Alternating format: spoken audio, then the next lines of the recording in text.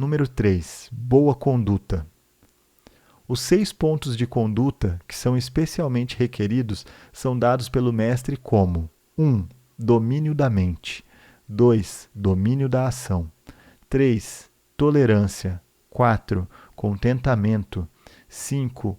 Unidirecionalidade, que é a unidade de propósitos e perseverança. E 6. Confiança.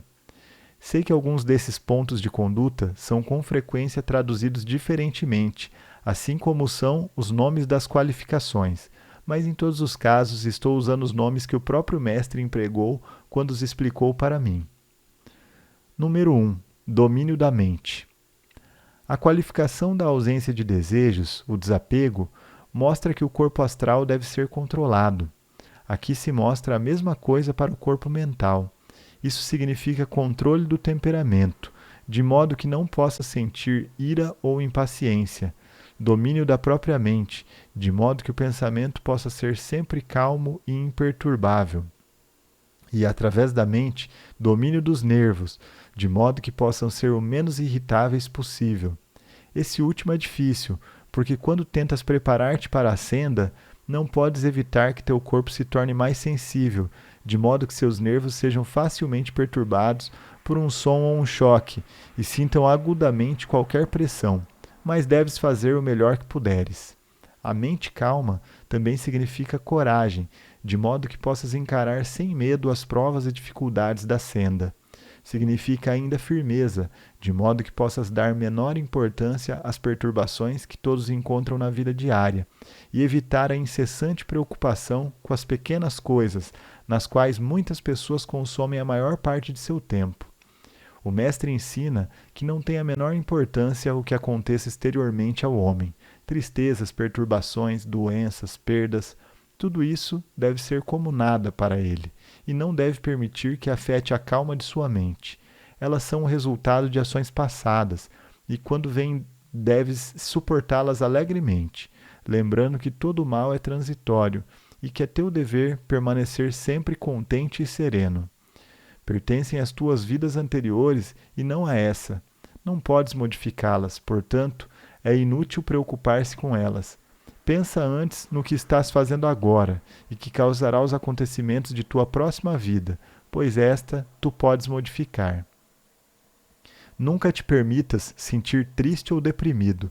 A depressão é um erro, porque contamina os outros e torna suas vidas mais difíceis, o que não tens o direito de fazer.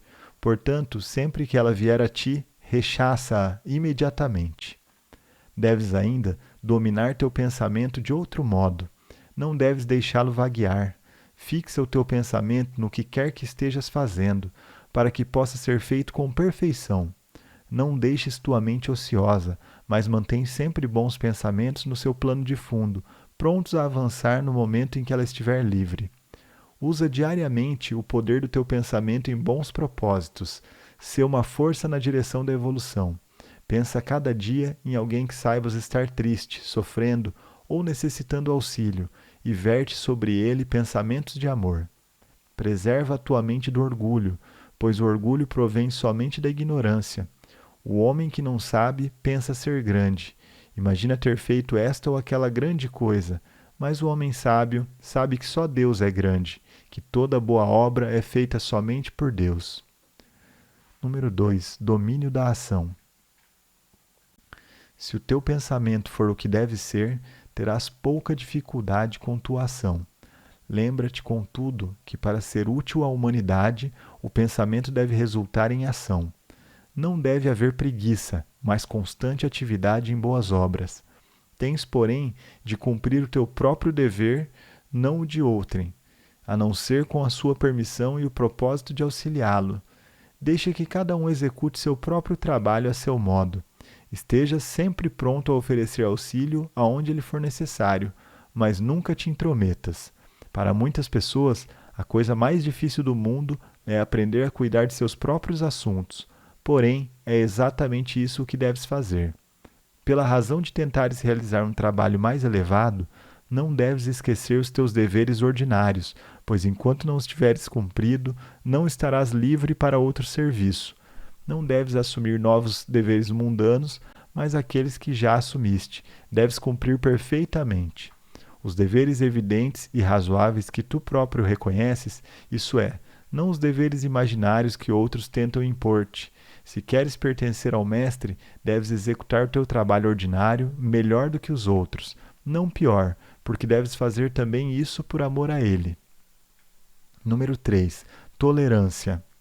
Deves sentir perfeita tolerância por todos e um sincero interesse pelas crenças daqueles de outra religião, tanto quanto pela tua própria, porque a religião dos outros é um caminho para o Supremo, da mesma forma que a tua, e para auxiliar a todos, deves a todos compreender. Mas a fim de alcançar essa perfeita tolerância, deves tu próprio, em primeiro lugar, libertar-te do fanatismo e da superstição.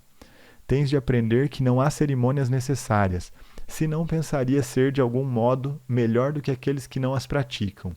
Não deves, porém, condenar os outros que ainda se apegam às cerimônias. Deixa-os fazer conforme sua vontade, mas eles não devem intrometer-se contigo, que sabes a verdade. Não devem tentar forçar-te aquilo que já ultrapassaste. Sê indulgente com todos, sê amável em tudo. Agora que teus olhos estão abertos, algumas de tuas antigas crenças, tuas antigas cerimônias, podem parecer-te absurdas. Talvez de fato elas realmente assim sejam. Contudo, ainda que não possas mais tomar parte nelas, respeita-as por amor àquelas boas almas para quem elas ainda são importantes. Elas têm o seu lugar e a sua utilidade. São como aquelas linhas duplas que, quando criança, guiavam-te para escreveres em linha reta e na mesma altura, até que aprendeste a escrever muito melhor e mais livremente. Houve um tempo em que delas necessitaste, agora, porém, aquele tempo já passou. Um grande instrutor escreveu certa vez: quando eu era criança, falava como criança, entendia como criança, pensava como criança. Mas quando me tornei homem, deixei os modos infantis. No entanto, aquele que esqueceu sua infância e perdeu a simpatia pelas crianças, não é o homem que as possa ensinar ou auxiliar. Assim considera amável, gentil e tolerantemente a todos, mas a todos igualmente, sejam budistas ou hindus, jainistas ou judeus, cristãos ou maometanos. 4. Contentamento. Deves suportar o teu karma com contentamento, qualquer que ele seja, aceitando como uma honra que o sofrimento venha a ti, porque isso demonstra que os senhores do karma consideram-te digno de auxílio. Por muito duro que ele seja, sê agradecido, por não ser ainda pior.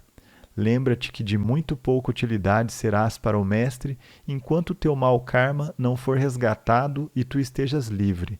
Oferecendo-te a ele, pediste que o teu karma fosse acelerado, e assim, em uma ou duas vidas, resgatarás o que, de outro modo, poderia estender-se por mais de uma centena delas.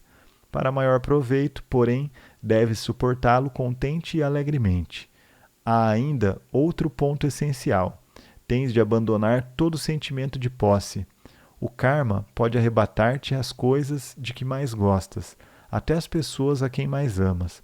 Ainda assim, deves ficar contente, pronto a separar-te de tudo e de todos. Frequentemente o mestre necessita verter sua força sobre os outros por intermédio de seu servo, mas não poderá fazê-lo se o servo ceder à depressão. Portanto, o contentamento deve ser a regra. 5. Unidirecionalidade, unidade de propósitos e perseverança. A única coisa que tens de manter em vista é executar o trabalho do mestre. Ainda que qualquer outra coisa para fazer pudesse surgir em teu caminho, aquela pelo menos tu nunca deverás esquecer. Nenhuma outra coisa, porém, pode surgir em teu caminho, pois todo trabalho altruísta e de auxílio é o trabalho do mestre, e tu deves executá-lo por amor a ele. E tens de dar toda a tua atenção a cada parte que executares, a fim de ser o que de melhor possas fazer. O mesmo instrutor também escreveu: tudo quanto fizeres, faze-o de todo o coração, como sendo o Senhor e não para os homens. Pensa como executarias um trabalho se soubesses que o mestre viria vê-lo imediatamente, e justamente deste modo que deves executar todo o teu trabalho. Aqueles que sabem mais, melhor compreenderão tudo o que esse versículo significa. há um outro semelhante, muito mais antigo. Tudo quanto te vier à mão para fazer, faze-o com todo o teu poder. Unidirecionalidade, ou unidade de propósitos e perseverança, significa também que nada deverá jamais desviar-te, nem sequer por um momento, da senda na qual entraste. Nem tentações, nem prazeres mundanos, nem mesmo afeições mundanas devem jamais desviar-te, pois tu mesmo tens de tornar-te uno com a senda. Ela deve tornar-se de tal modo parte da tua natureza que a sigas sem nisso teres de pensar e sem poderes desviar-te dela. Tu, a mônada, assim o decidiste. Separares-te da senda seria como te separares de ti mesmo. 6. Confiança. Deves confiar em teu mestre, deves confiar em ti mesmo. Se já viste o mestre, ele confiarás plenamente através de muitas vidas e mortes.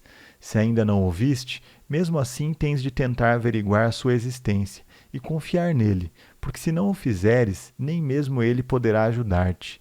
A não ser que haja perfeita confiança, não poderá haver perfeita efusão de amor e poder. Deves confiar em ti mesmo. Dizes que te conheces muito bem? Se assim pensas, tu não te conheces. Conheces apenas o débil envoltório externo, que frequentemente tem caído na lama. Mas tu, o eu real, és uma centelha do próprio fogo divino, e Deus, que é todo-poderoso, está em ti. E por esse motivo não há nada que não possas fazer, se o quiseres. Dize a ti mesmo: o que o homem fez, o homem pode fazer. Eu sou um homem, mas também Deus no homem. Eu posso fazer isso e farei, pois a tua vontade deve ser como aço temperado, se quiseres trilhar a senda.